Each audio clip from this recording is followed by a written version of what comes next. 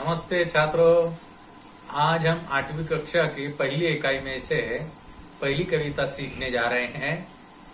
उस कविता का नाम है, देशभक्ति के ऊपर आधारित है, हे मातृभूमि। इसके कवि है राम प्रसाद बिस्मिल। इनका परिचय मैं आपको पढ़कर सुनाता हूं। जन्म 1897 शाहजहांपुर उत्तर प्रदेश और मृत्यु 1927 गोरखपुर उत्तर प्रदेश। राम प्रसाद बिस्मिल भारत के महान स्वतंत्रता सेनानी ही नहीं बल्कि उच्च कोटि के कवि है, अनुवादक, बहुभाषाविद और साहित्यकार भी थे।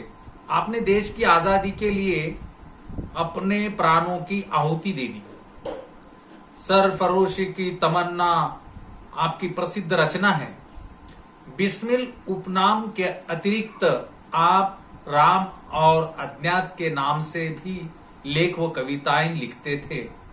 इनके प्रमुख कृतियां हैं मन की लहर, आत्मकथा आदि।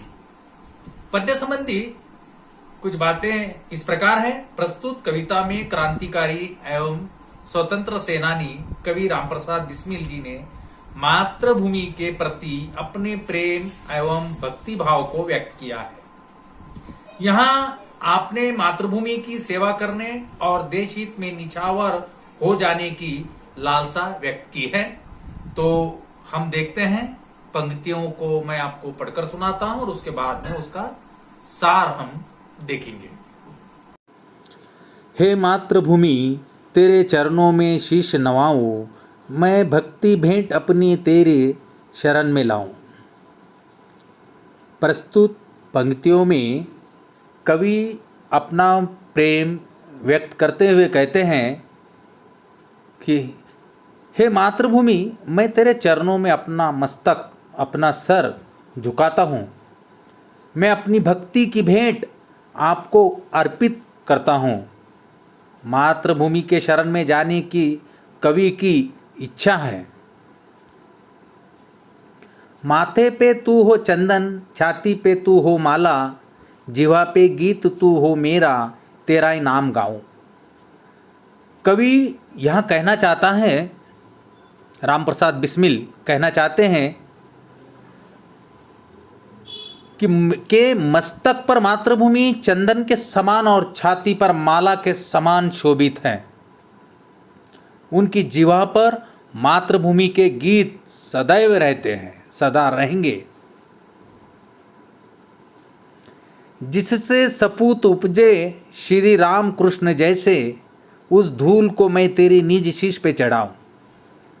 कवि राम प्रसाद बिस्मिल कहते हैं कि जिस भूमि पर श्री राम और कृष्ण जैसे सुपुत्रों ने जन्म लिया है और उनके महान कार्यों से ये धरती पावन बनी है, इस धूल को मैं अपने सिर पर, अपने मस्तक पर लगाना चाहता हूं।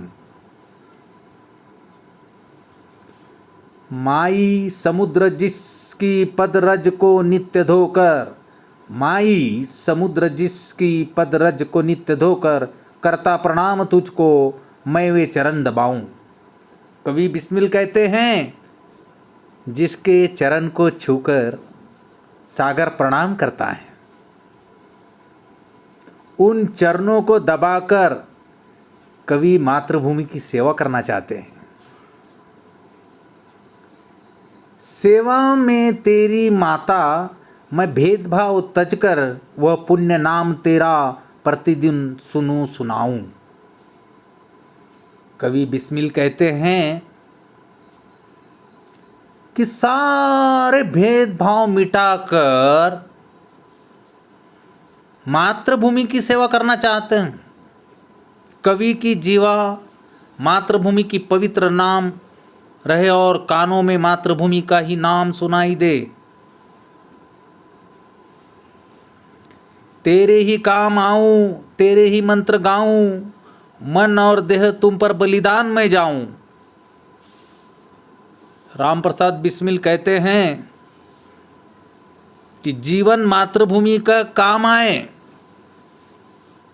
उनकी यही लालसा है कि उनका तन मन मातृभूमि पर न्यौछावर हो जाएं। इस कविता से हमें ये सीख मिलती है कि मातृभूमि स्वर्ग से भी महान है। उसकी सेवा करना मनुष्यों का कर्तव्य है। मातृभूमि के प्रति प्रत्येक व्यक्ति के मन में प्रेम और भक्तिभाव होना चाहिए।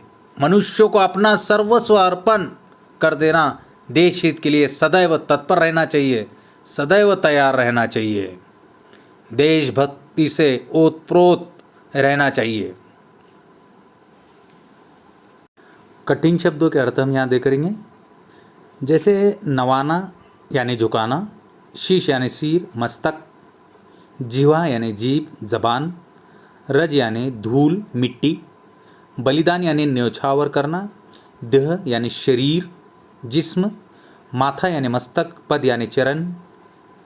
लयात्मक जो शब्द हैं जैसे नवाऊं, लाऊं, चढ़ाऊं, दबाऊं, धोकर, तजकर, गाऊं, जाऊं, ये लयात्मक शब्द हैं।